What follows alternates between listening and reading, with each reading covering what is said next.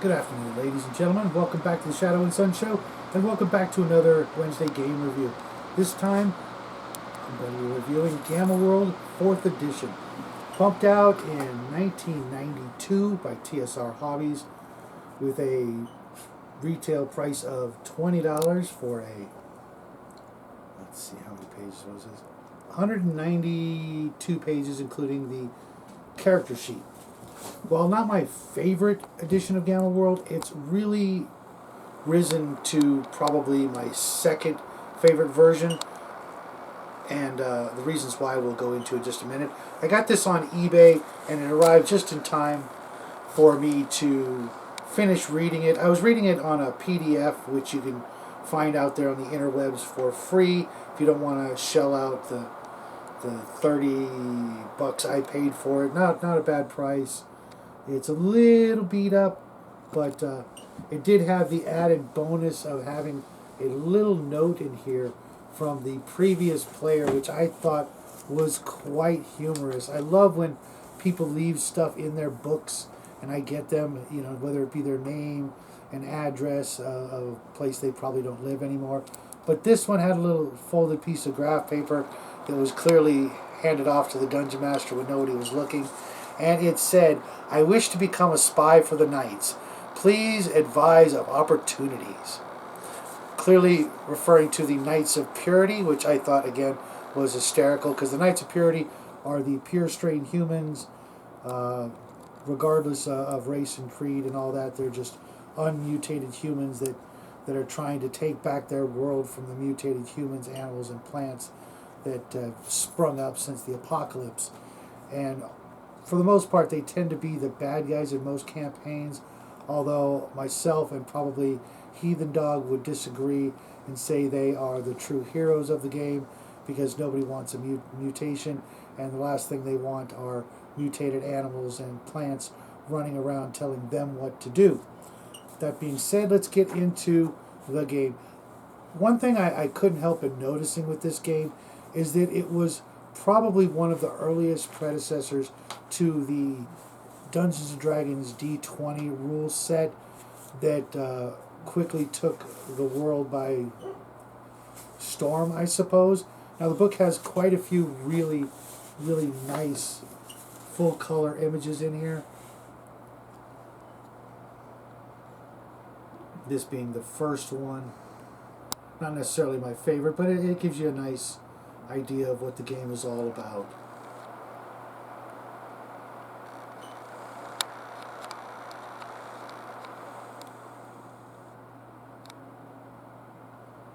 Now, one thing the game did have that was different than all the other editions prior to this was actual character professions or classes.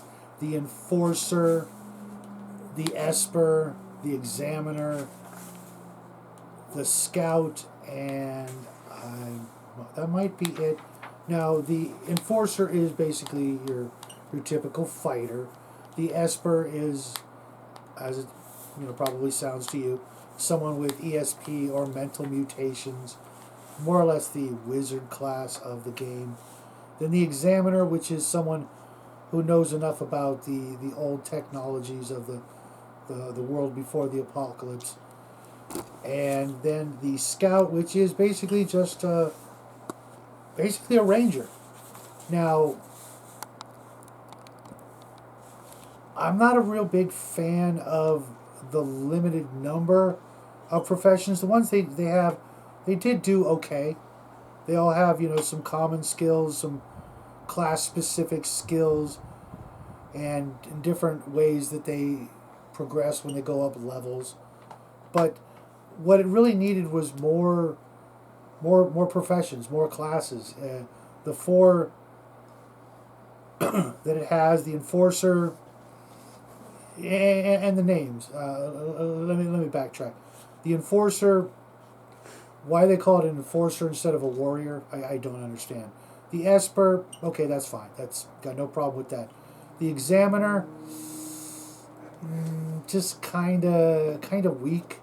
I instantly think of other things, like a tax examiner or something like that, as opposed to some sort of techno wizard, or or just the techno from Arduin, and other games that had people that knew about the old ways.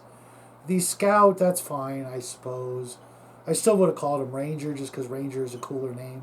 Scouts are like, to me, I always get the idea of the flunkies you send on ahead to, take the brunt of the damage that's going to happen from ambushes, surprises, and first encounters with the monsters. Now, I'm not saying that this Scout is a horrible class. Everybody starts out with a crap ton of hit points compared to other games where your constitution or physical endurance, whatever the skill is called, or attribute is called, you get that many D6 plus, I think, a bonus for your constitution or what have you. So you could easily start out with 15 D6 worth of hit points.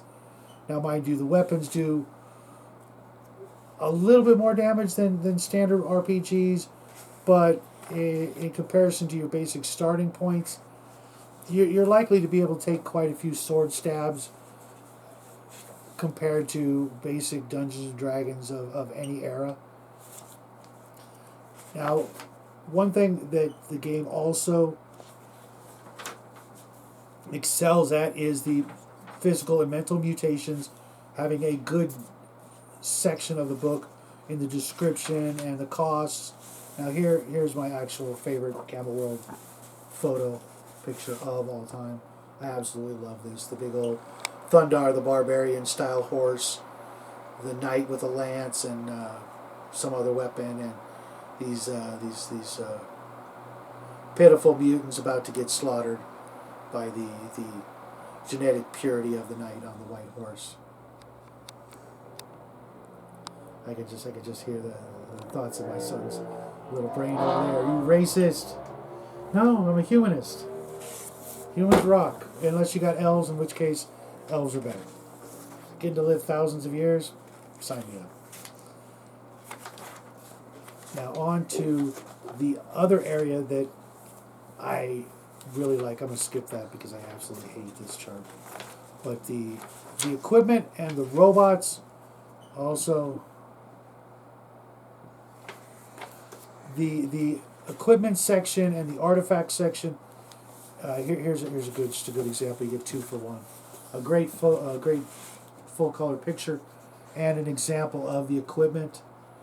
Not only does each piece of equipment have a really nice illustration, but it also has all the stats and information you would need per piece of equipment. I really like that cloak down there with the hologram, not hologram, but it's basically like a foldable TV screen that you could wear that has pre-programmed images that you could load into it. So if you wanted camouflage or invisibility or your favorite cartoon playing as you walk through the mall, people have something to look at and point and laugh, or just ignore because everybody else is wearing something else. Basically turning everybody into walking billboards or, super stealthy high-tech assassin thieves, that sort of thing. It's really a kind of a cool device, and I've actually seen some real Earth versions of technologies that have been developed that do something similar. So it's probably not long, maybe the next 5-10 years, where we'll see things like that actually available for you and me to purchase. Although why I'd want to walk around with my favorite Looney Tunes cartoon playing off my shoulders, I don't know. I probably would, though, if I think about it. But there are just pages and pages and pages of equipment, descriptions, prices, the whole bit.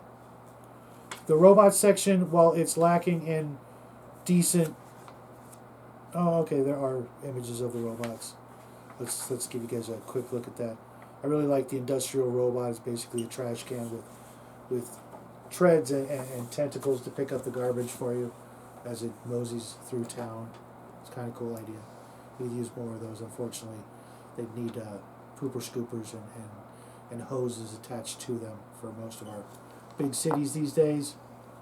But as you can see, there's a good shot of 8 different robots with their stats and all their attributes and abilities texted in as well.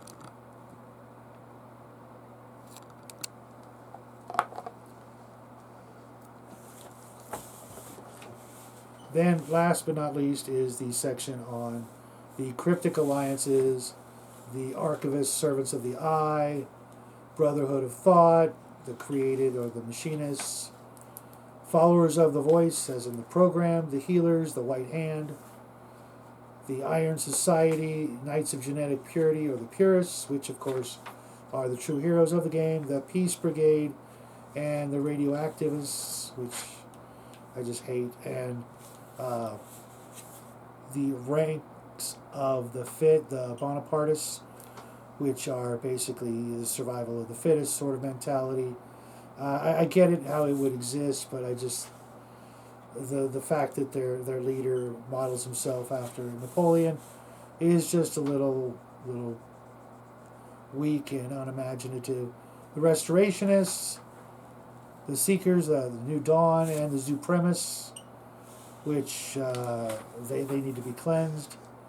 The creature section, while it's chock full of all the information you would need, once again, it takes all of its artwork from Gamma World 2nd edition.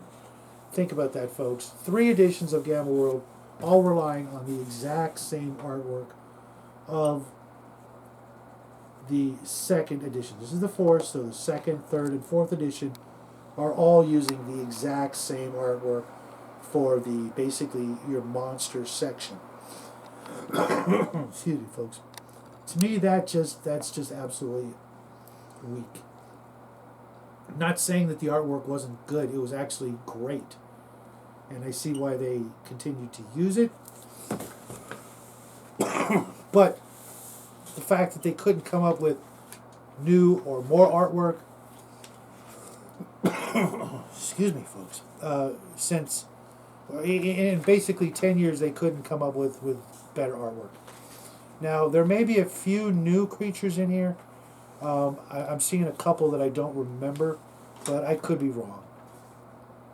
Yeah, I've seen so far 2 things that I don't recall, but that's not enough to really warrant, a big pat on the back. And then a nice, almost 30-page section of running a campaign, which is... Now I have to show this picture off. Here you got a guy in complete, full-on power armor, punching and knocking out a couple of T-Rexes. Who hasn't dreamed of doing that? Right, folks? Just rock'em sock'em robot, pow, down goes a T-Rex.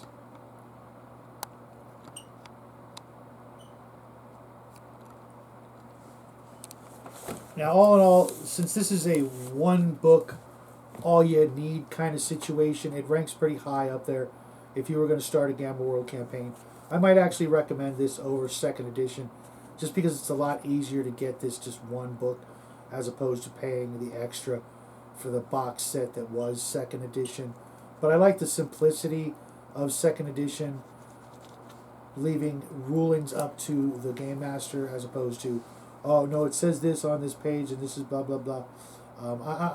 As I get older, I'm more inclined to appreciate the games that made you, the player, and the game master work things out for a living game, as opposed to rules as written. Everything is cut and dry. Every situation is pre-planned out, and if it says this, then that's the way it's done. I really like the ability to haggle and negotiate with the players and game master alike to come up with something fair, reasonable, and as realistic as feasible in a game like Gamma World, because let's face it, this was possibly the height of Gonzo when it came to role-playing games back in the day. While it wasn't the very first role-playing game, sci-fi role-playing game, it's one of my favorites, and it always will be. I always have a special place in my heart. And for those fans of movies like Mad Max and Cherry 2000, was it Cherry 2000? Tank Girl, and The Boy and His Dog, Logan's Run, things like that, then this is the game for you. I really hope you guys will chime in and let me know what you thought of this game. If you played it, which version was your favorite, or if you liked one of the later editions. I'm probably going to finish this Gamma World review series up tonight, as I don't really want to go down the path of the later and more expensive versions of Gamma World. Even though I own them and wish I still did, I'm still more likely to just break out my second edition book, 64 pages. That's all I need. Don't need to memorize a whole bunch of other stuff and familiarize myself with everything else. That being said, if you really want to go the extra mile and grab this copy, I don't blame you, because a copy of second edition is pretty expensive. You probably could pick up 2 or 3 copies of this book elsewhere, especially if you want to go the PDF format, or that company that I don't like talking about, and have it printed. But you could easily get your own PDF printed and bind it yourself, or take it to Kinko's or something like that maybe. I'm not really sure how that works, because I only go with original printings. That's, there's occasion I'll buy a reprint, but out of the thousands of books that I own, I only own 2 reprints as far as I know. So that ought to give you an idea of how reluctant I am to go ahead and buy a reprint when I could just be patient, save up a little more money, and have something that's actually worth more than the paper it's printed on. Because let's face it, reprints are, in a pinch they'll work great, okay, obviously. But when it comes to reselling or trading or something like that, they just don't have the value. And you're all going to find, as time goes on, you'll wish you had those original copies, whether they be reprints or not. Hard copies are going to become more and more scarce, and PDFs are going to be plagued by editing from the provider as time goes on. Troublesome or problematic subjects will be erased left and right as time goes on. So grab yourself a copy of an original. This is a classic, and I think you guys won't regret diving into Gamma World, regardless of what edition you choose. But for me, I'm going to go with second edition, and hopefully I'll start getting some players lined up in the next couple of weeks or so who want to play a Gamma World game. I talked about it on, I think it was Table Breakers last week. What I'm planning, it might have been Max's Chill Stream. I forget. It's been a long week. But until next time, folks, have a great evening, a great summer, and hopefully you'll have some great gaming during the time that we have left of summer, moving on into fall, which should be a lot more enjoyable. This summer has been blazing, to say the least. So I hope you guys had fun. Make sure you hit that like and subscribe button if you haven't already, and definitely hit me up in the chat section. I'd love to hear your thoughts on Gamma World, regardless of the edition. And until next time, happy trails, everybody.